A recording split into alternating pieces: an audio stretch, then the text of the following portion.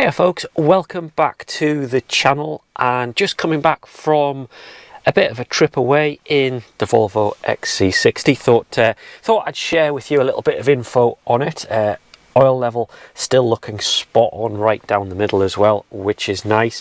After quite a long drive, sort of 6-hour drive across the UK, and the Volvo XC60 doing spot on actually. And let me show you some of the figures on it.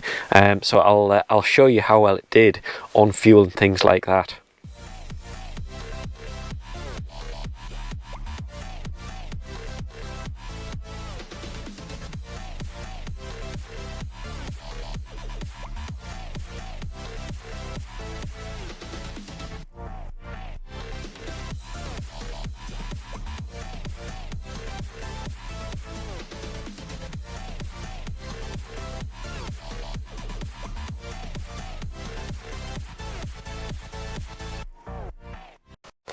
So yes, after a nice long drive, you can see engine oil is looking good.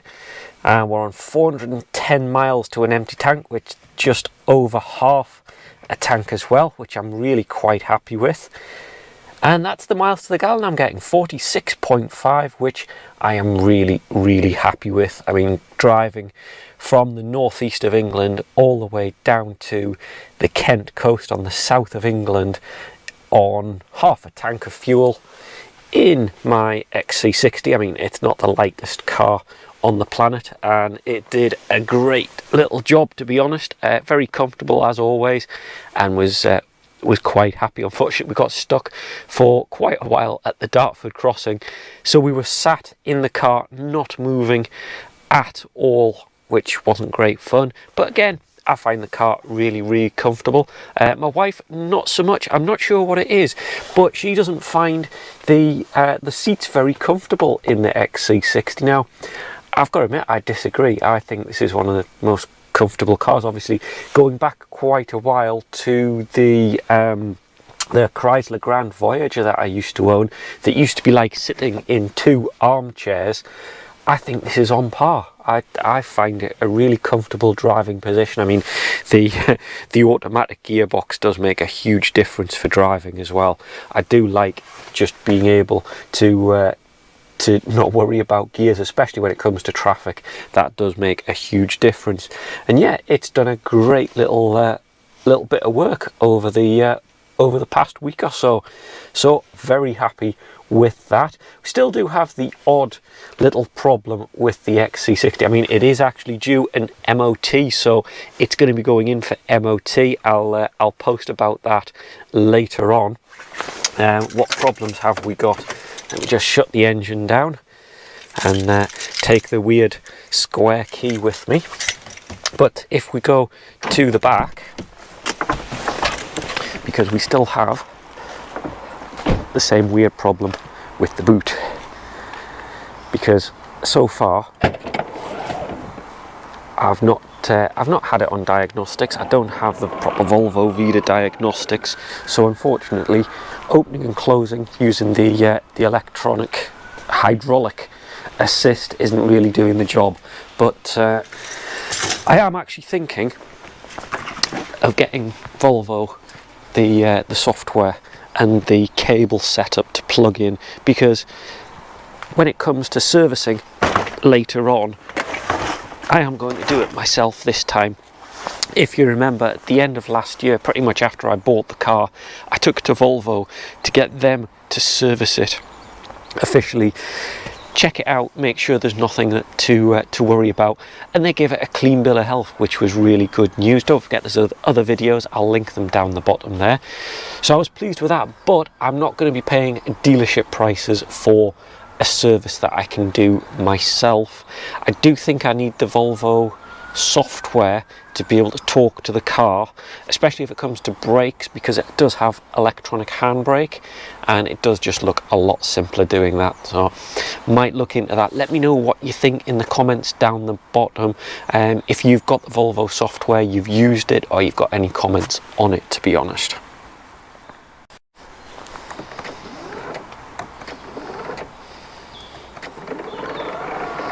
There we go.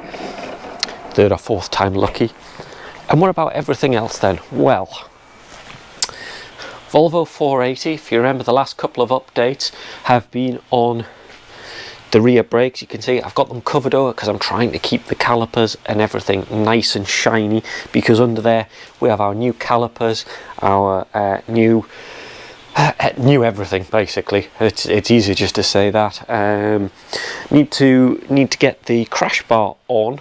That's a little bit tricky because the bolts that go in, they're captive bolts actually attached to the metal bar that goes along the back. Now if you remember, you cannot get hold of those.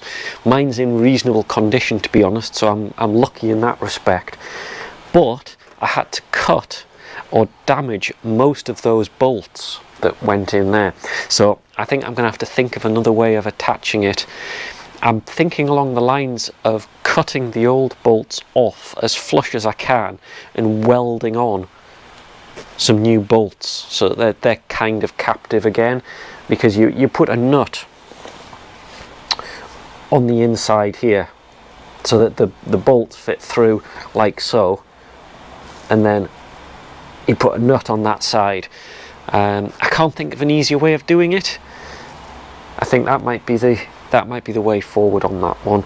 Not too bad a job to do, but it does mean I've got to break the welder out again, which I thought I'd got away with all my welding.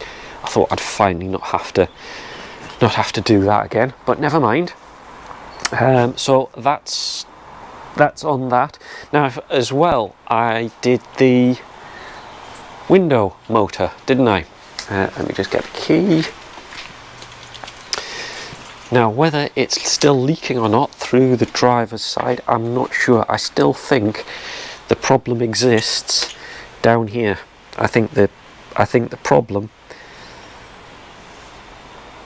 is somewhere to do with here, and I think that's where the water's getting in. Now it has been raining quite heavy today, so I'm not sure whether it's going to have stayed dry.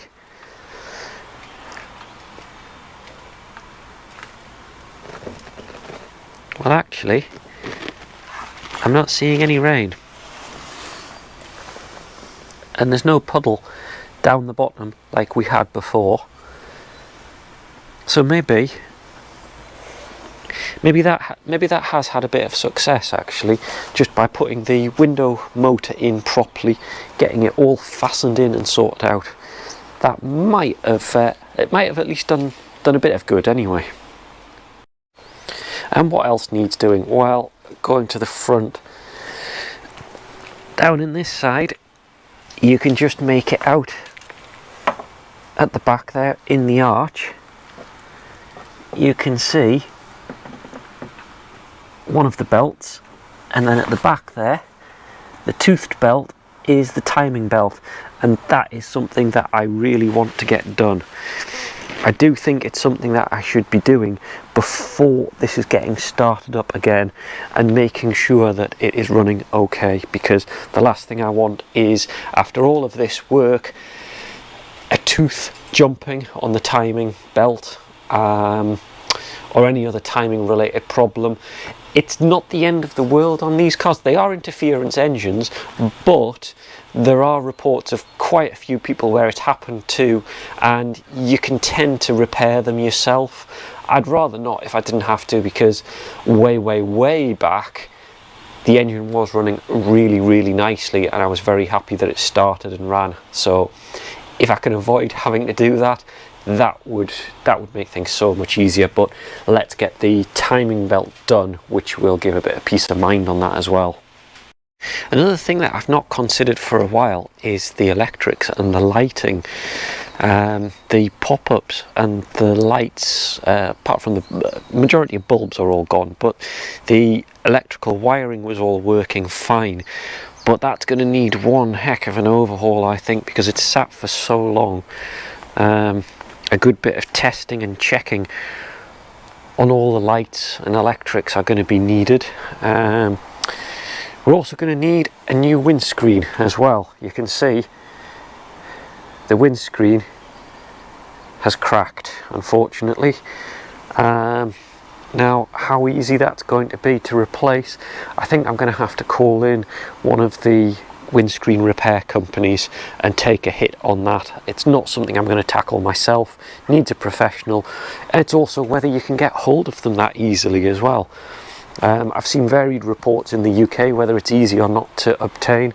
Fingers crossed we'll be able to get that, because that would be a real pain if that's something that holds us up. And just to add even more to all of that is we've also got an entire interior to refit. You can see there's still no carpets in place, speakers, that's the wrong seat, that's the passenger seat, center console reconnected, that connected down there, that's for the main ECU.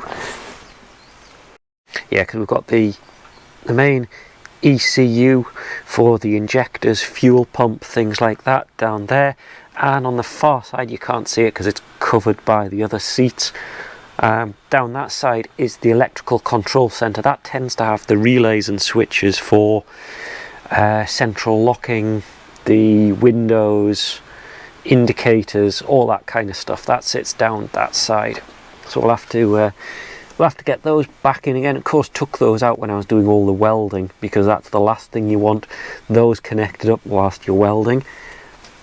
And then getting towards the end, the info center. Now, it was a bit flickery, going dim, which is a common problem on these. That one is going to be another job to take a look at. Annoyingly, I did put all of the dashboard back together, so all this is back on again. That might need to come off, and that does get more and more fragile every time it comes off. But mine's actually in really good condition. I've seen some that are in quite a horrendous condition actually. The plastic on it does become brittle after a while and gives up. Mine's not bad at all. And typically you can probably hear that it's raining once again. It's not the best weather in the UK, to be honest, at the minute, so I'm not going to go out and show you, but the 2008 Vauxhall Corsa, you remember, went through its MOT, all sorted with just the exhaust problem. Again, it's on a previous video, I'll link down the bottom, but that's all running nicely, which is great news as well. Keeping my wife going, because that's her car, the black Corsa, so all good on that side as well. Hoping not to have too many dramas with the daily drivers at the minute. Like I say, my XC60 I know is doing the job. We'll get that MOT to take a look, see if there's anything crops up on that. I'd be disappointed if there was, especially after Volvo gave it a check over a couple of months ago and didn't find any problems with it. So I'm going to be pretty disappointed if that has a problem on the MOT. So that'll be an interesting one to see, and of course you'll be joining me along at the MOT very shortly. And that's about it for this video. Just a very quick catch up, show you what's going on, where we're up to, and the bits and pieces that I've been doing. I hope you've enjoyed this. Do pop a comment down the bottom if you'd like to see anything in particular on the videos, any repairs, problems, all that kind of stuff. But otherwise, make sure you subscribe, please. That would really help me out on the channel. Do pop a like as well, and I'll see you in the next video.